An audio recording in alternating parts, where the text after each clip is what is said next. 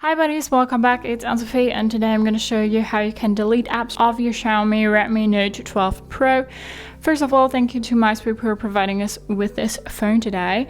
To delete apps now, you need to go ahead, choose the app that you would like to get rid of, and then press and hold until you get this little menu here and then say remove. Then we'll get a little confetti, really cute. And then this app is gone, but it's still in our menu here. And we press and hold again and then say uninstall. Uninstalling will remove all app data. Yes, we'll get confetti again, and then it's not on our home screen and it's also not in our menu anymore. So removing is just removing it from your home screen, and then if you're in your menu, you need to uninstall it again to really get rid of it.